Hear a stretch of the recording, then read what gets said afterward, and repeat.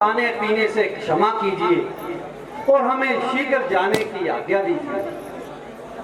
ना बेटा, अधिक देर ना लगाऊंगी, मगर थोड़ा सा आहार अवश्य कराऊंगी, क्योंकि आज तुम्हें राज तिलक की शुभ रस्म होनी है, इसलिए वहां निहार जाना एक प्रकार की बदशगनी है। माता जी, राज तिलक के लिए जो वचन निकलने थे वो कब के निकल गए और मुझे बजाय अयोध्या के जंगल का राज मिल गया। बेटा, यह कैसे शुभ वचन मुख से निकालते हो और वृथा मेरी जान को चिंता में डालते हो। माता जी, जो बात मैंने कही है वास्तव में वैसे ही है। आखिर क्या मामला है, जरा मुझे तो बताओ और सकल वृतांत सुनाओ। राज्य के बदले माता मुझको हो गया हुक्म फकीरी का, कड़ा हुक्म मुंतजिरी माता तेरे हुक्म फकीरी का। दिया भरत को राजपिता ने मुझको हुक्म बन जाने का, 14 साल रहूं मैं वन में, हुक्म नहीं जहां आने का, हुक्म नहीं अब माता मुझको इस घर का खाना खाने का, नहीं किसी का दोष ये माता बदला रंग जमाने का, राजपाट का गम नहीं मुझको ना कुछ फिक्र अमीरी का, राज के बदले माता मुझको हो गया हुक्म फकीरी का।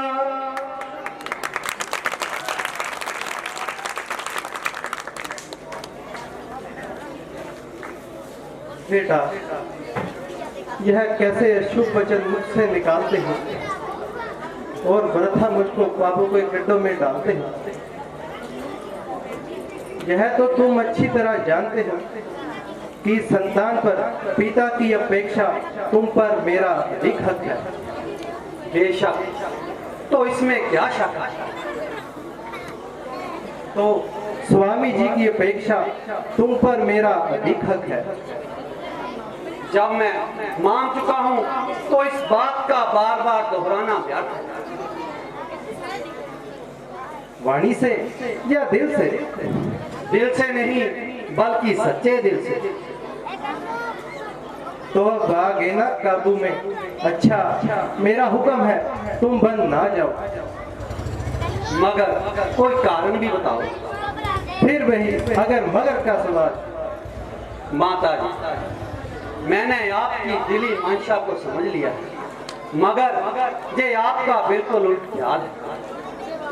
क्योंकि वह इस तरह क्योंकि पिताजी, हम तुम दोनों के स्वामी हैं और उनकी आज्ञा का पालन ना करना आपके लिए भी सख्त बदनामी है, क्योंकि वे आपके पति और मेरे बाप हैं। इसलिए उनकी आज्ञा के बाहर आपको कोई आज्ञा देने का अधिकार नहीं। इसलिए मैं आपकी ये आज्ञा मानने को तैयार नहीं। माता जी, आप धैर्य से काम लीजिए। बेटा, किसके आशे कोई सहारा भी हो। जब जे दिन ना रहे तो वह भी ना रहेंगे।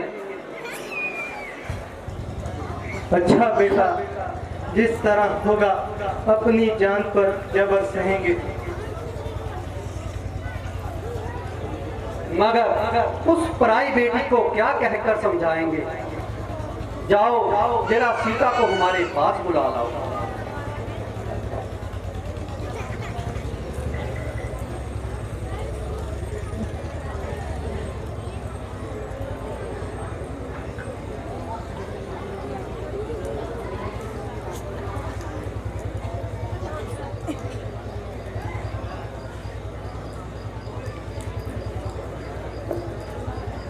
माता जी प्रणाम। कहिए क्या आज्ञा है?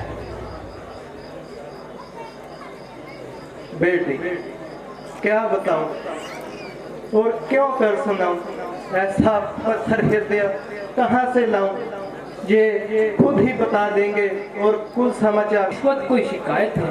क्यों माता जी को रंज निहायत है? नहीं प्रिय जी,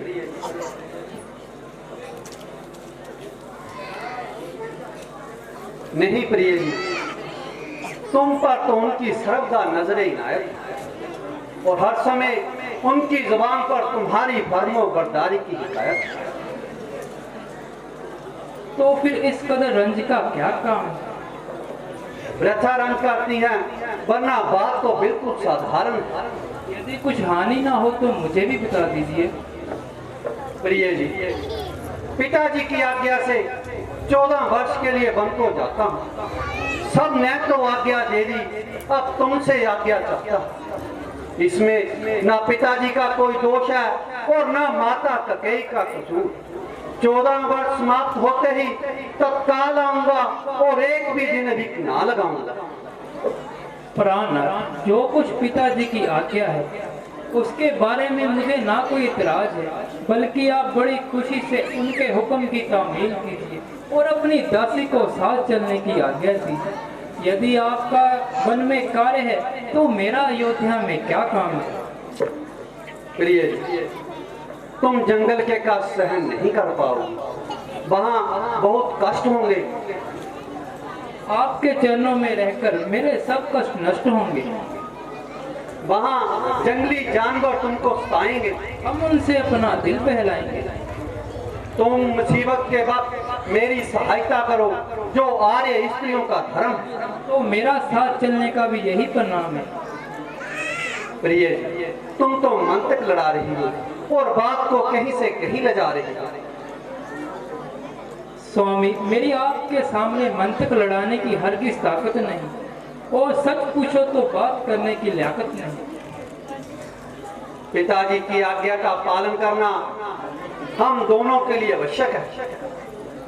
स्वामी जी, पुत्र पुत्र हो रही है और इधर माता भी बेचारे प्राण हो रही है और सीता जी बेचारी रक्त से रो रही है। इस पर भी ना मालूम आपको कौन सा उल्टा चाप चल रहा है और उल्टा मुझसे ही कह रहे हैं कि मुझे गुस्सा पे फायदा चल रहा है। अच्छा, अगर जो है तो जो ही सही, इस तरह सारे कुल का मलिया मेट करके भारत राज्य ओझ करेगा और अपने सर पर सूर्यवंशी मुकुट डालेगा। यदि धर्म और न्याय किसी का नाम है तो एक एक को राज्य का मजा न चुका दूं तो सुमित्रा का दूध एक पा रही, बल्कि लाख पर हराम है, हराम है। प्रिय भाई, जरा गुस्से से दिल को निकालो और बात के हर पहलू पर अच्छी तरह से दृष्टि डालो। इसमें भरत का क्या कसूर है? वह बेचारा तो जहां से कोसों दूर। तुम बार बार क्यों उसका नाम लेते हो और बेटा ही उसको दोष देते हो। माता ककेई का तो जूही बहाना है, वरना हमारी आजमाइश का जमाना है। बहुत अच्छा, अगर रघुकुल की यही रस्म है तो अब अयोध्या में रहना मेरे लिए भी कसम है। मैं जीते जी आपका साथ नहीं छोड़ सकता और किसी भी अवस्था में आपकी रिफाकत से मुंह नहीं मोड़ सकता। अगर तुम भी साथ जाओगे तो भरत का क्या हाल होगा? लक्ष्मण से ये कैसा सवाल? इस अवस्था में उसका जिंदा रहना अमर मुहाल है। लक्ष्मण इससे पहले जान लेने को तैयार है। तुम्हारी इस जिद से सारा कुल बेचिराग हो जाएगा। भ्राता जी, आपकी आज्ञा शिरोधार है, मगर अयोध्या में रहने से लक्ष्मण असमर्थ है। मैं किसी भी अवस्था में यहाँ नहीं रह सकता और आपकी जुदाई का सदमा हरगिज नहीं सह सकता। अगर आप मुझको यहाँ छोड़ जाएंगे तो शरीर तो मेरा यहाँ जरूर रह जाएगा, मगर प्राण आपके साथ जाएंगे। शाबाश बेटा शाबाश, तुम आज तुमने मेरी दूध का हक दे दिया। उचित तो यही था कि तुम यहीं ठहर जाते और राज कार्य में भरत का हाथ था, किंतु यदि चलने का ही इरादा है तो अब देर करना बेफायदा। अच्छा, माताओं को प्रणाम करो और शीघ्र जंगल के रास्ते आगे बढ़ो।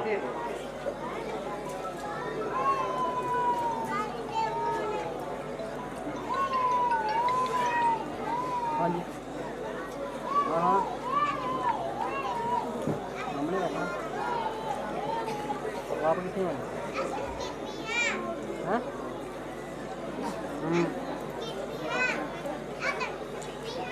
नहीं खाना सब्जी आप पी जाने हैं।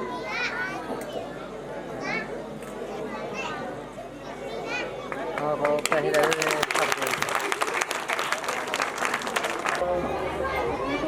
ओम स्वाहा ओम स्वाहा ओम स्वाहा।